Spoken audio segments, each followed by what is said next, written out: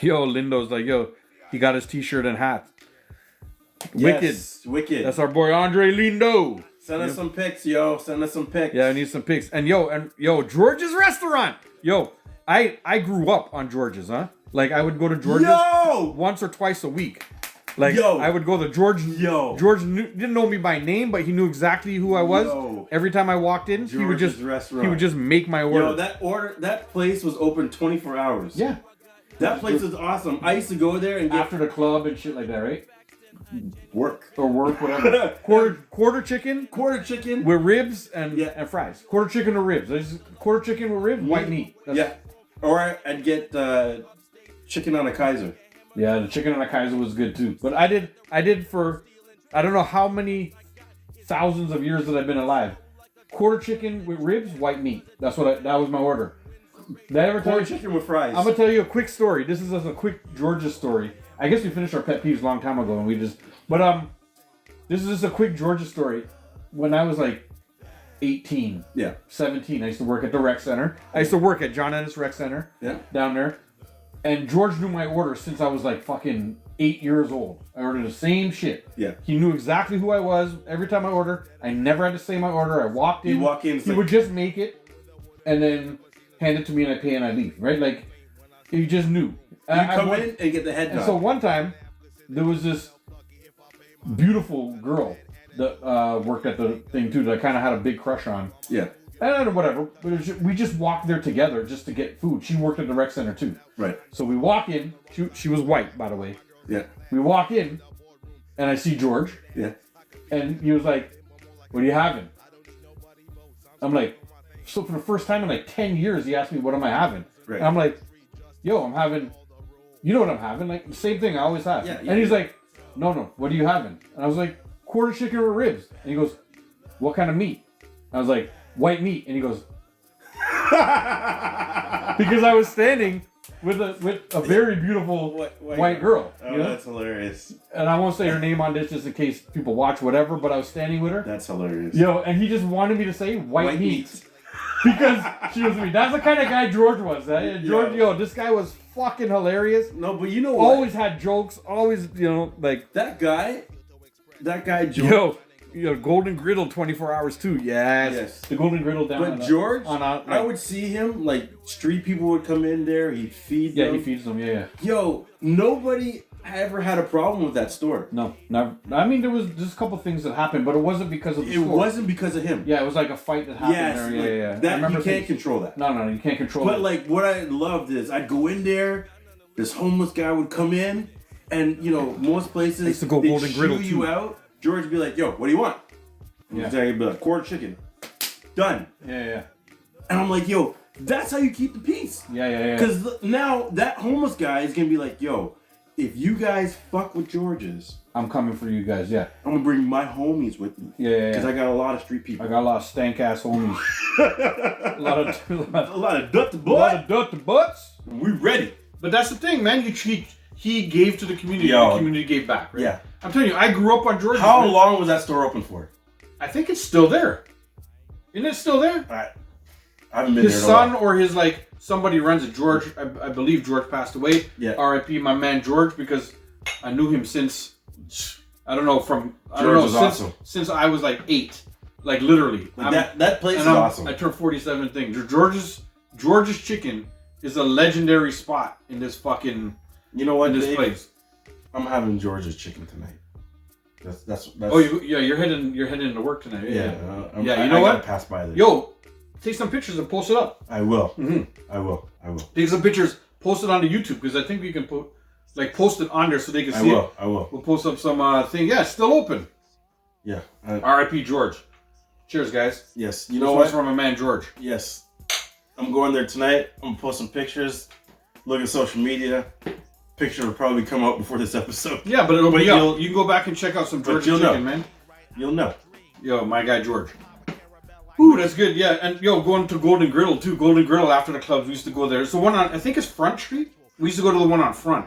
Golden Griddle. Yeah, we used to Golden after the Griddle. clubs. Yeah. Yo, let me tell you my ultimate place after the clubs. We used to go to a Chinese food place called Watu. Did you get cold tea? We used to go. What? No, I didn't care about that because I was always so mashed. I didn't eat anymore, guy. I was trying to eat by that time. I was so hungry that I was gonna like pass the fuck out. For people who don't know, everybody knows what cold tea is. Y'all know. We don't know that. We're new fans. It could be not from Toronto. I guess so.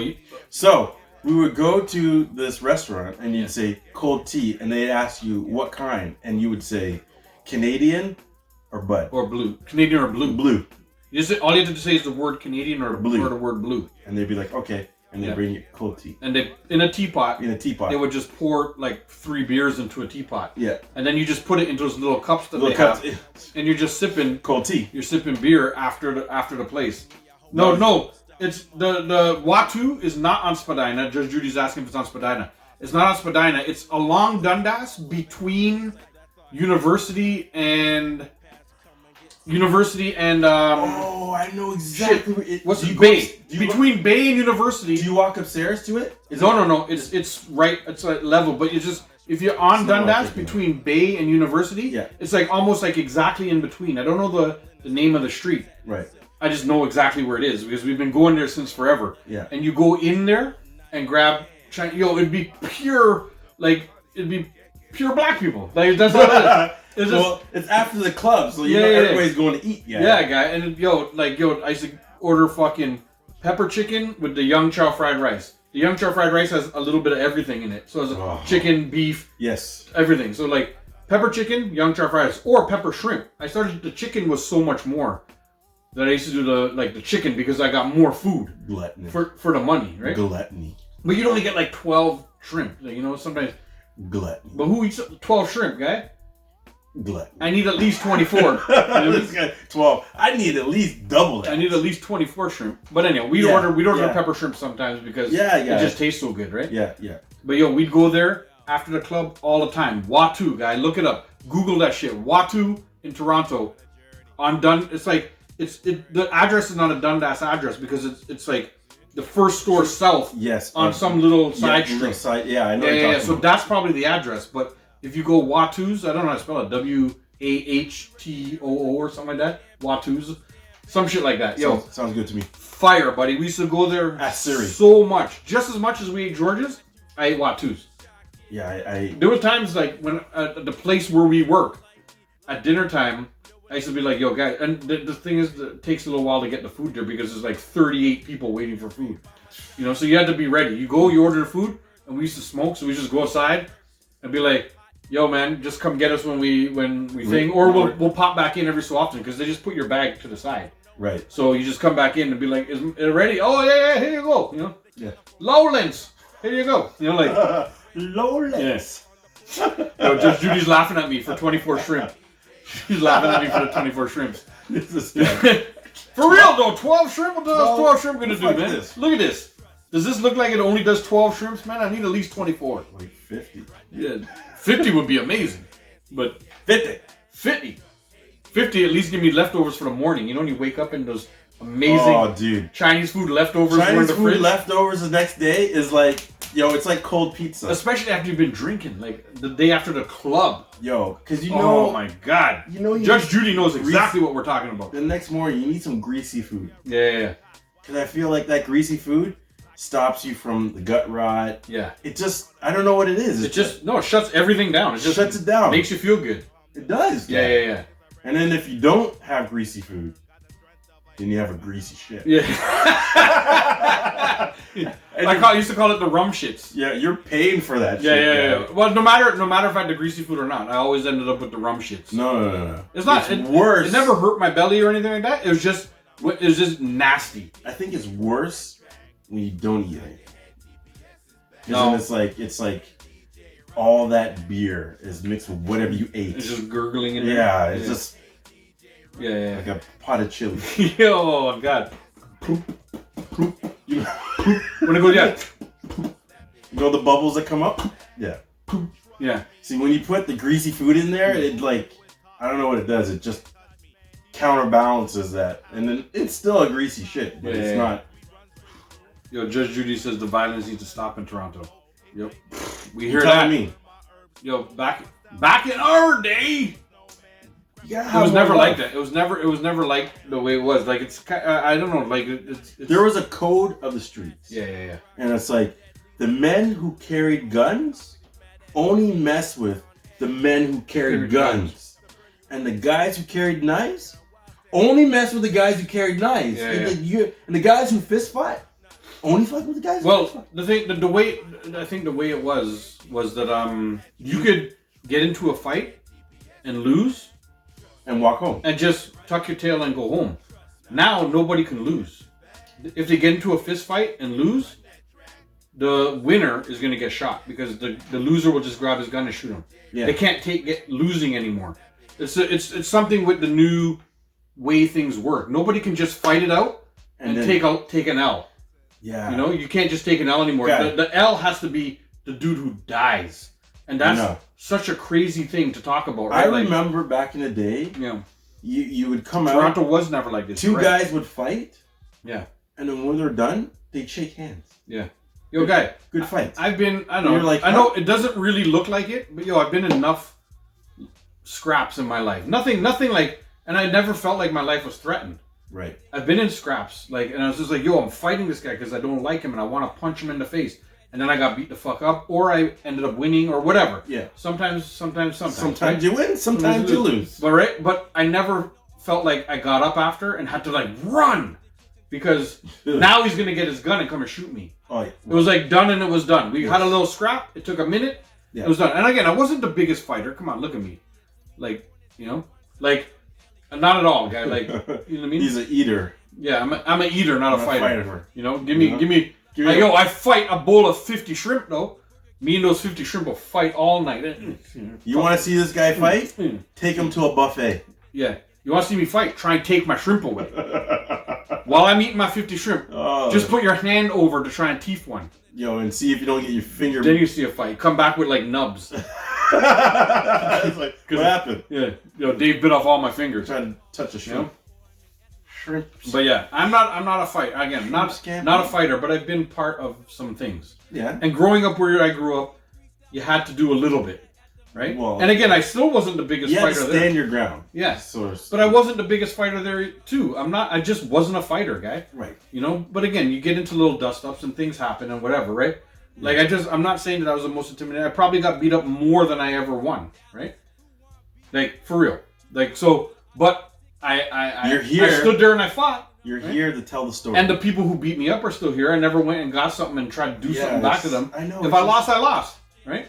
It's just, I don't get it. That's the way it was. But it's different now. Nobody can just the mentality. Nobody can have a disagreement and just scrap it out.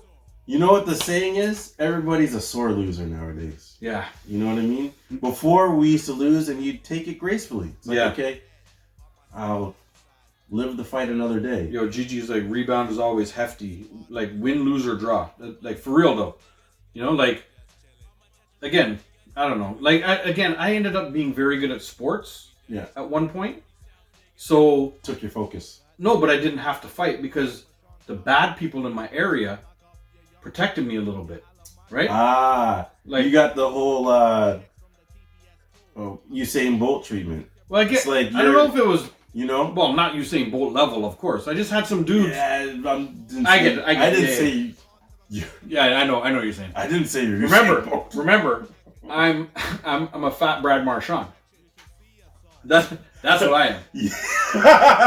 Remember the Brad Marchand conversation? Yes, I do, and that's why I'm laughing. Yeah. But what I'm saying is that when you play sports, you tend to get the support of other people who know that you're doing it, so they kind of look out for you. Yeah. And that's what happened. Yeah. I think the dudes in my area knew that I was they knew you played. They knew I played sports, and they knew I was really good, and I represented Moss Park Region Park. I represented Region Park. So they're like, "Yo, don't touch this guy. We'll break your legs." And my mom was a little bit psycho, and nobody wanted to hear her, And yes, Mom. I was good at schoolwork and stuff like that too. I was in my books and stuff. Yeah. So they would be they would send me, go study, guy. Go home. And I'm like, nah, man, I'm going to show them. They're like, yo, go study, guy. Go do your fucking homework and shit like that. They'd send me, and I'm like, fuck. You know, and I go do it because they don't want you to be what they were. Yes. Yeah. They were trying to like help me out in their own little way, right? And again, everybody did a little bit of bad stuff. Everybody did whatever, right? Yeah. Everybody had their piece. But you know, everybody. Sorry, I was just catching up on what they were saying. You know, like that was lucky for me. It was lucky that I got like that because I never went down any different roads. Right. That I could have gone down like very easily, right? Oh, of course. Sports, my books, and girls took up all my time. So I didn't have to fight. You know, like you're a lover, not a fighter. I'm an eater, not a fighter. Like I love my shrimp, yo. I love a bowl of 50 pepper shrimp. Not 12. 50. 50. 50. 50. 50.